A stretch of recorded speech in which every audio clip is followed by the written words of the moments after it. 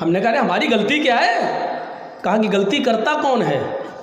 یہ کورٹ میں ثابت کرنا کہ غلطی کیا ہے، 10 سال لگ جائیں گے یہ ثابت کرنے میں غلطی نہیں ہے، ہم نے کچھ کیا ہی نہیں ہے۔ کتنا دباؤ ہے اور کتنا پریشر ہے۔ ہم جیسے لوگ جو کسی راجنیتی پارٹی میں نہیں ہیں ان کے ساتھ یہ دباؤ، یہ کھیل کھیلا جا رہا ہے۔ سوچیے آپ، عقل مندی کا ثبوت دینے کی ضرورت ہے اس بات۔ کیا کرو گے تم مجھے؟ ڈاکٹر ذاکر نائک نہیں ہوں کہ انڈیا چھوڑ کے بھاگ کے ملیشیا میں پناہ لے لوں، جرجیس ہوں۔ مجھے معلوم ہے کہ کیس کرو گے، تم جیل سے مت ڈراؤ ہمیں۔ جس شخص نے جیل کو اپنی سسرال مان لیا ہو وہ کیا ڈرے گا؟ اب ہمیں ڈر نہیں لگتا ہے، اللہ کی قسم نہیں لگتا ہے۔ کیوں لگے گا؟ جو یہاں کر رہے ہیں وہی ہمیں جیل میں کرنا پڑتا ہے۔ جمعہ پڑھاؤ، نماز پڑھاؤ، خطبہ دو، درس دو، بعد میں لوگ مولانا جرجیس، وہ لوگ بھی تو وہی ہیں جو ہمیں سب جانتے ہیں۔ جرجیس، ہاں بیٹھو سبق سناؤ، پڑھا رہے ہیں، قرآن پڑھا رہے ہیں، ہم کو وہی سب وہاں کرنا پڑتا ہے۔ اور ایک بات بتا دوں، جیل سے زیادہ آرام کہیں ہے بھی نہیں۔ بڑے تجربے کی بات بتا رہا ہوں آپ کو، جو لوگ جیل میں گئے ہوں گے ان کو معلوم ہوگا، جیل سے زیادہ آرام کہیں ہے بھی نہیں۔ تھوڑا سا پیسہ خرچ ہوتا ہے، آرام بہت ہے۔ جو چیزیں آپ کو یہاں نہیں ملیں گی کھلے عام، جیل کے اندر ملیں گی۔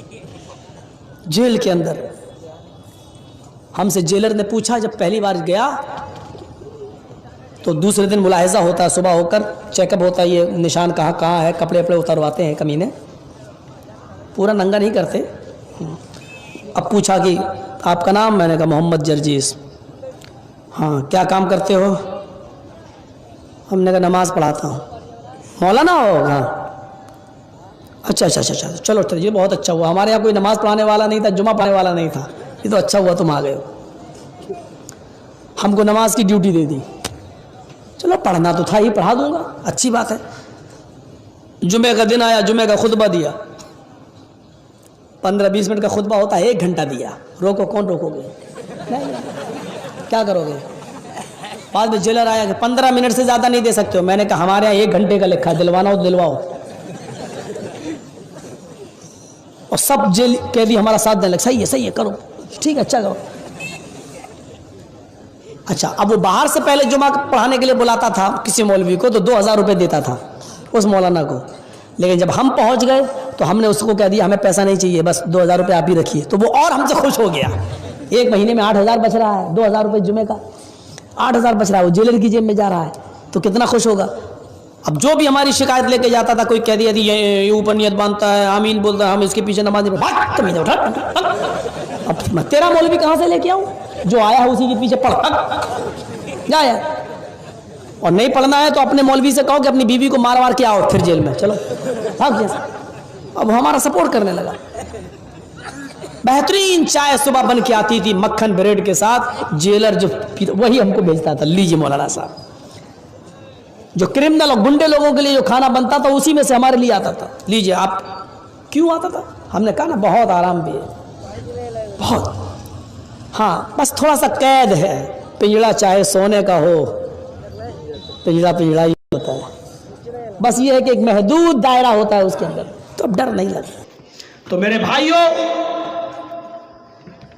اللہ نہیں دیکھتا ہے کہ کس نے قتل کیا، صاحب کا اشتراکو فی دم مومن، ایک مسلمان کے خون میں اگر فرشتے اور زمین والے دونوں شامل ہیں، سارا آسمان کا فرشتہ اور ساری زمین کی انسانیت اگر ایک مسلمان کو قتل کر رہی ہے تو اللہ زمین والوں کو بھی اور آسمان کے فرشتوں کو بھی جہنم میں ڈال دے گا۔ اور علماء بیٹھے جانتے ہیں لَأَكَبَّهُمُ اللَّهُ، اکبا یکبو کے معنی ہوتے منہ کے بل گھسڑ دینا، یعنی اللہ تعالیٰ منہ کے بل جہنم میں گھسڑ دے گا، فرشتوں کو بھی اور ساری دنیا کے انسانوں کو۔ کتنا آسان ہے، ہم اور آپ جس کا چاہتے ہیں گاجر و مولی کی طرح قتل کر دیتے ہیں، ہم مرڈر کر دیتے ہیں۔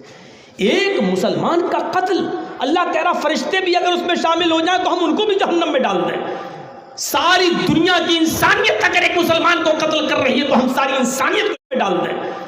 ساری دنیا کی انسانیت اگر ایک مسلمان کو قتل کر رہی ہے تو ہم ساری انسانیت کو جہنم میں ڈال دیں، نہیں چھوڑیں گے۔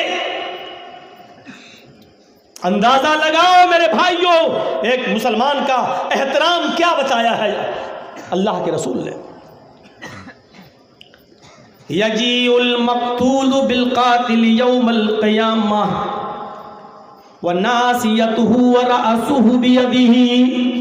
اللہ کے نبی صلی اللہ علیہ وسلم فرماتے ہیں قیامت کے دن جس آدمی نے دنیا میں جس آدمی کو قتل کیا ہوگا، جو آدمی مارا گیا ہوگا، مقتول ہوگا، جو مرا ہوگا، قیامت کے دن وہ مقتول قاتل کو اس کی پیشانی کے بال ایسے اور راسہ اس کا سر، یہ سر اور یہ بال ایسے، یہ پکڑ کر اس کو کھینچ کر لائے گا حتی یدنیہ من العرش، یہاں تک کہ اس کو لا کر اللہ کے عرش کے سامنے لا کر کھڑا کر دے گا، اللہ کے سامنے اس کو لا کر پیش کر دے گا. وہ مقتول میدان محشر میں اپنے قاتل کو ڈھونڈے گا اور ڈھونڈنے میں کامیاب ہو جائے گا. جب وہ قاتل مل جائے گا تو اس کا سر اور اس کے پیشانی کے بال پکڑ کر اس کو کھینچ کر لائے گا حتی یدنیہ من العرش، یہاں تک کہ وہ اس کو اللہ کے عرش کے نیچے لا کر کھڑا کر دے گا، اللہ کے قریب کھڑا کر دے گا.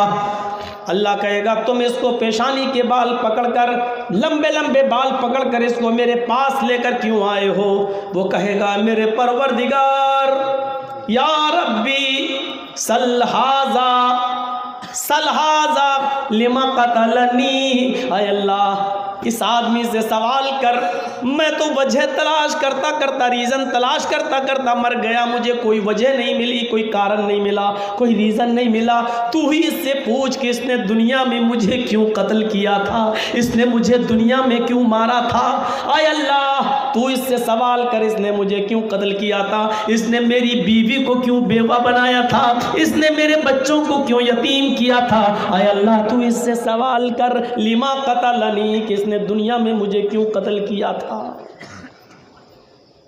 کتنا آسان معاملہ ہم سمجھتے ہیں،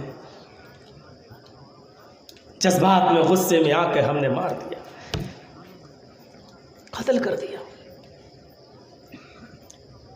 ایک مومن کا کہ خون کا ادب و احترام اللہ کے رسول آخری خطبے میں کہہ رہے ہیں تمہارے اوپر حرام ہے ایک مسلمان کا خون دوسرے مسلمان پر.